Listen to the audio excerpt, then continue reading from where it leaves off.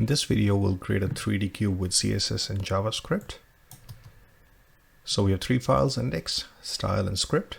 We'll start with our index file and just write the boilerplate. We'll title it cube and let's link it to our style sheet. So style sheet and href is style.css. We'll also link it to our script.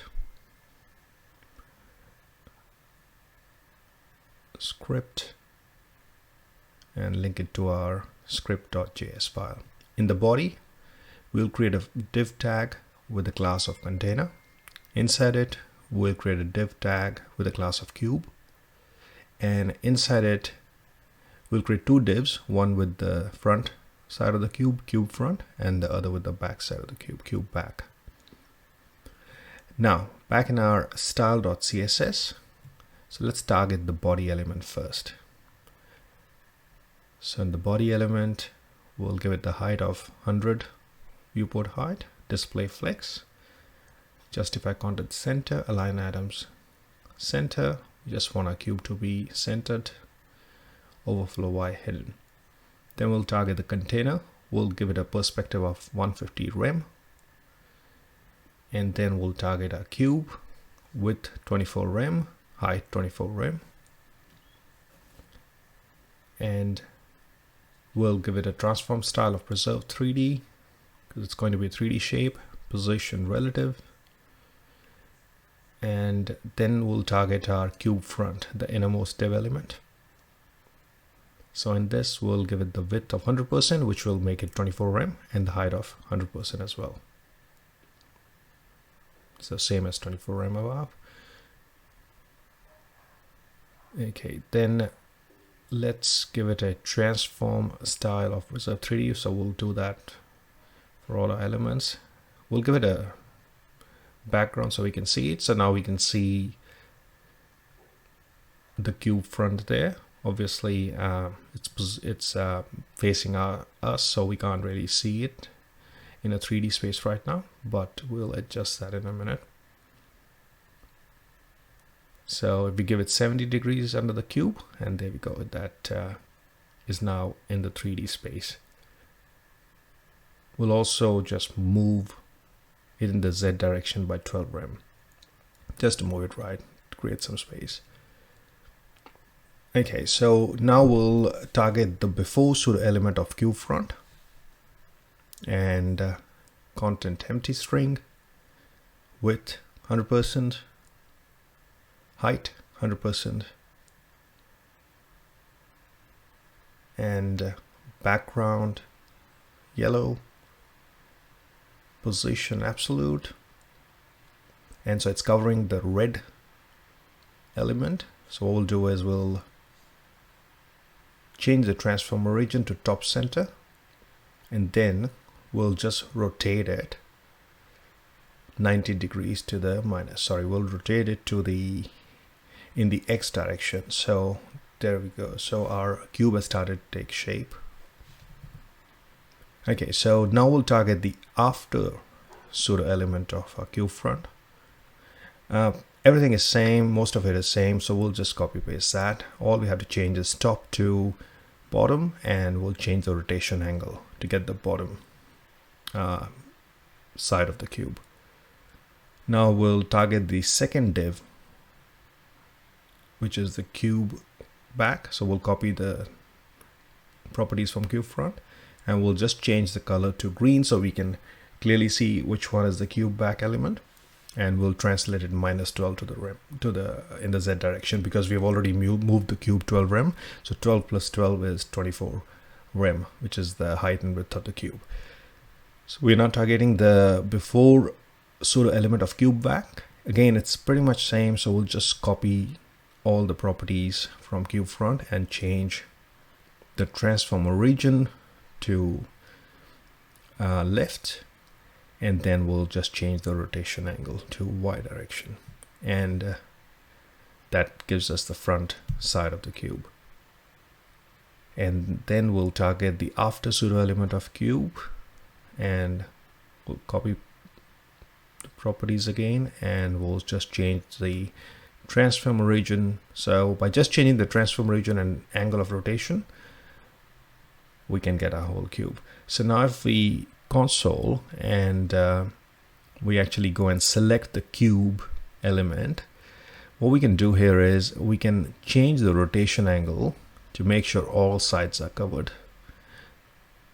Okay, we can also check it the other direction, so we can see the cube is complete. Okay, so as a next step, what we'll do is we'll actually put some controls on the page itself so that we don't have to keep going back to the console.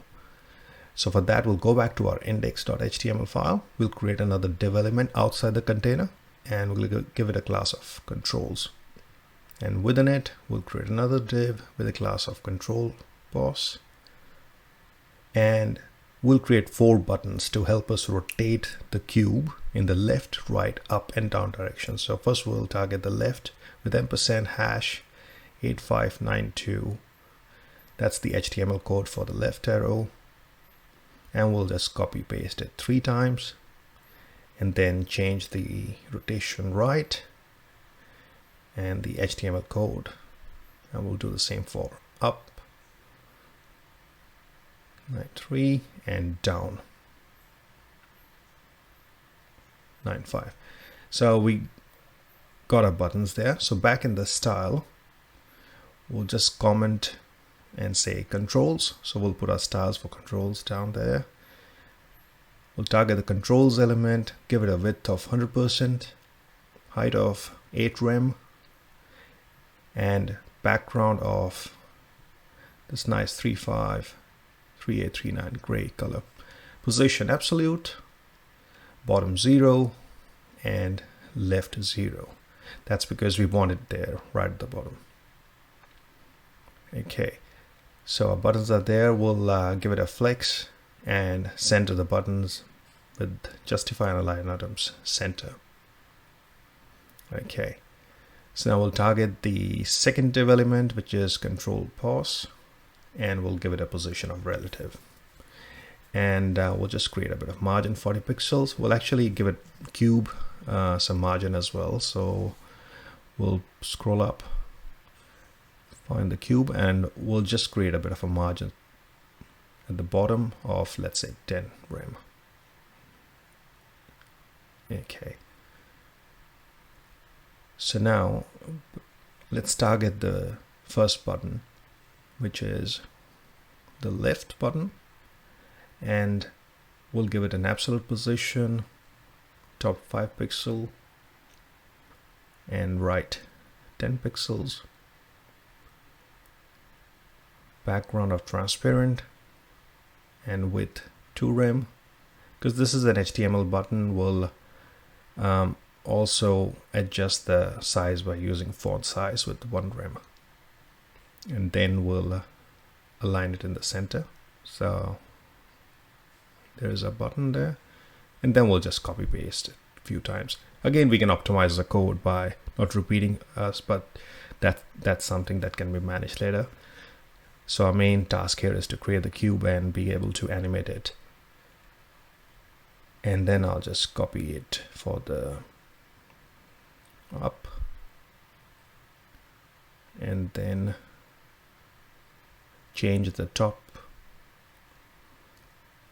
and the right position.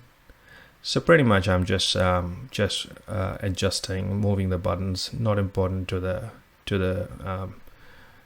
core of the video, but it'll make our life easy to be able to see how the cube is working. And then we'll just repeat it for down, and there's something wrong here, and I think that's because maybe the class names are right.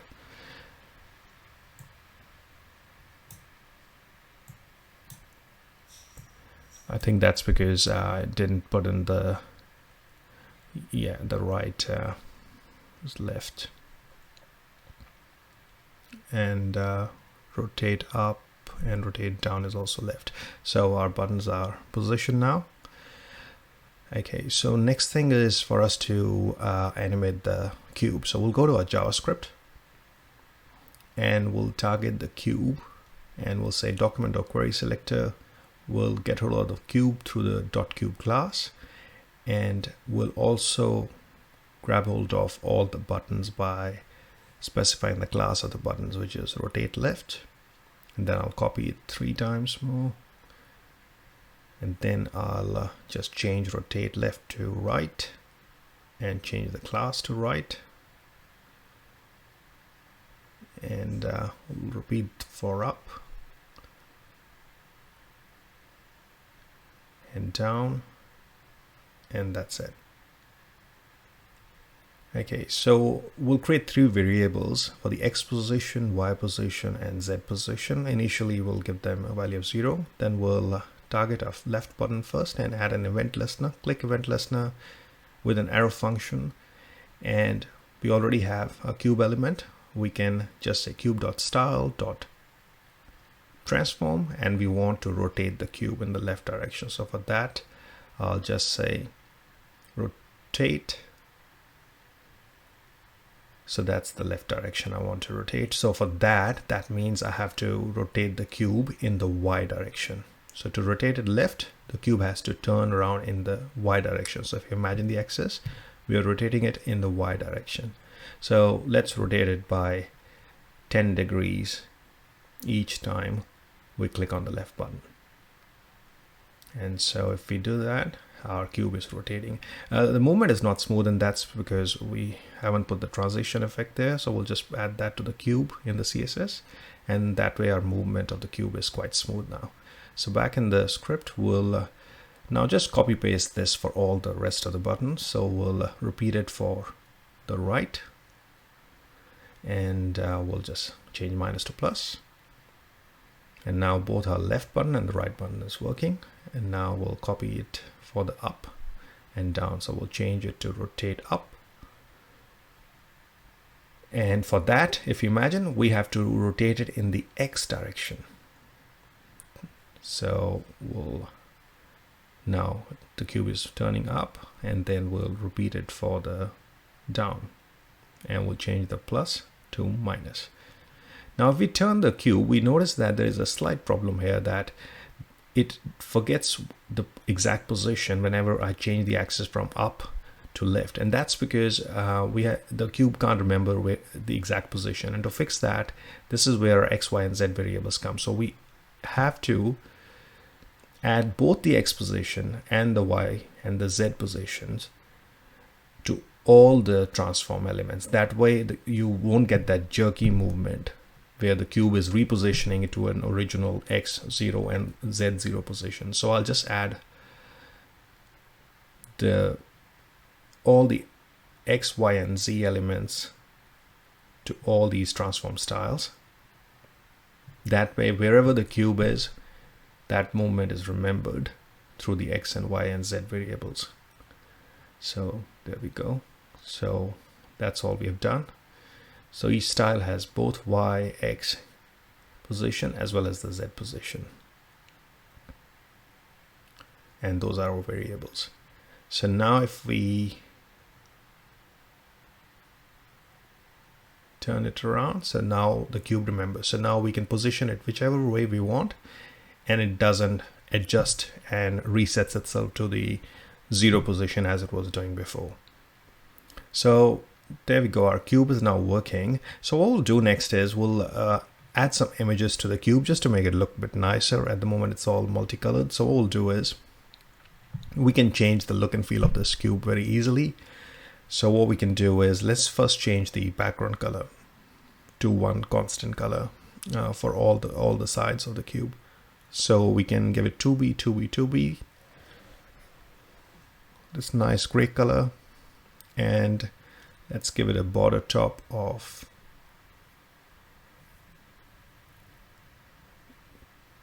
1 pixel solid red. And we'll add a background image I've already included those images. So it's this phase, or we can just refresh to get to it easily. Okay, so the image is repeating at the moment, so I'll just say background repeat none, no repeat, and we'll also center the image. So we now have changed the background color and added an image to one of the sides of the cube. And we'll repeat it for all the sides that are vertical. So those are the sides we'll target, and those are, though we'll color it 2B, 2B, 2B for all the sides, we'll change the color, but we'll add the image to only the vertical sides in this position. So let me just first change the background colors on all the sides. And then for the vertical sides, I'm adding a border.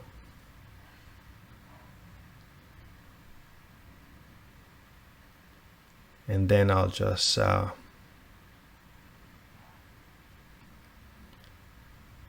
just to remember, only the vertical side, so that's the cube back, that's where we're adding the images. And the before pseudo element of the cube,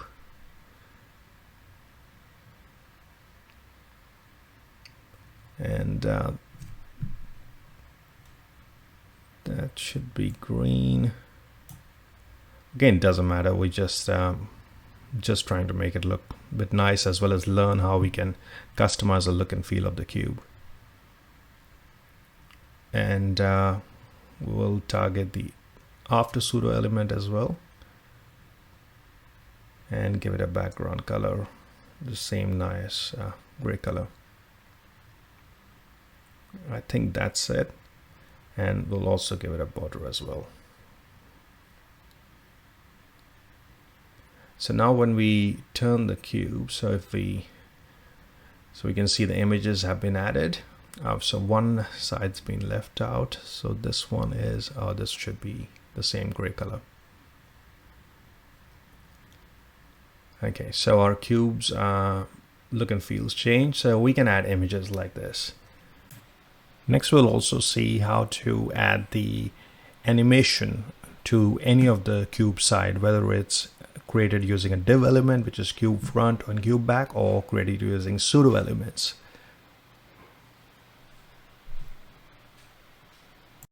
So let's select cube front, and that's the side.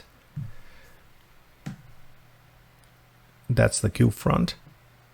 So in our script file, we can, let's go back to script, and let's select this side. So const cube front document dot, let's close that, query selector, and we can pass in the cube front class, which is dot cube front. So that way we can grab hold of any div element, and then we can add an event listener, mouse over to the cube, and when we hover over the cube, we want to add some animation to the cube front, just to that particular face alone.